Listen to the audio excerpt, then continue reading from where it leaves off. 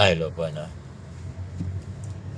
May guro daw na nagkautang lang ng 6,000. Tapos nung hindi niya binayaran, pinost siya nung pinagkautangan niya sa Facebook na ayun, may utang araw sa 6,000. Nag-send daw siya ng GCash na 2,000 dun sa inutangan niya na nag-post sa kanya sa Facebook.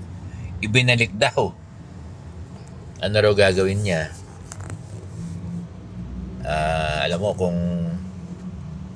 kung teacher siya, kung teacher yung inutangan mo at pinost ka, pwede mo siyang pwede kang magkaso sa kanya ng administrative kasi meron tayong DepEd order o DepEd memo na hindi dapat pinapahiya, ano? Hindi natin dapat binibigyan ng kahihiyan o pinapahiya yung ating mga kasamahan sa trabaho eh. Meron tayong ganyan existing na policy. Pero kung private person yan, kaya lang, yung amount ng 6,000 hindi worth para i-demanda mo siya. Diba? Baka mamaya pag dinimanda mo yun ng cyberbullying, mas malaki pa yung gastusin mo sa 6,000, no? Diba? Parang di practical eh. Kausapin mo na lang na tanggalin na lang niya. Bagay, marami na nakabasa. Kung kakasuhan mo kasi ng kaya lang magtatanong ka sa lawyer. Kaya lang yung amount na ganyan, 6,000. Wala kang hindi kita sa di ba? Wala kang mabayad dun sa pinagkautahan mo 6,000 tapos ididemanda mo pa. Gagastos ka lang ng malaki kahit na di ba?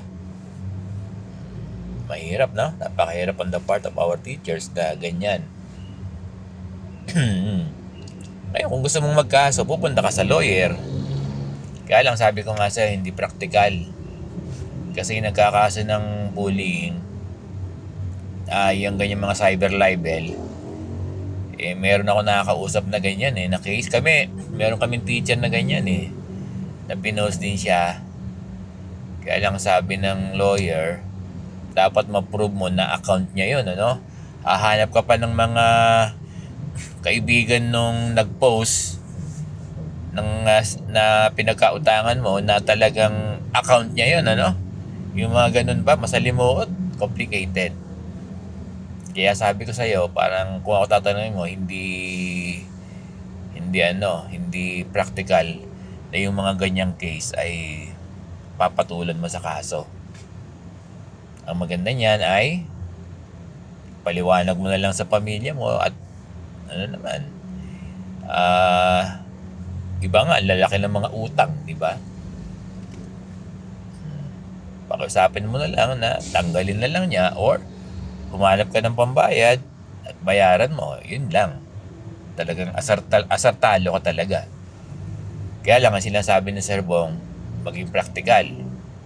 Hindi mo nga mabayaran yung 6,000 tapos ididemanda mo pa yung nag-post na cyberbully, cyber libel. Hindi ko alam kung ano pwedeng yan Pero kung guro yung nag-post, pwede yan mag-file ka ng administrative laban sa kanya kasi may existing policy tayo na hindi dapat pinapahiya yung mga kasamahan natin sa trabaho, no?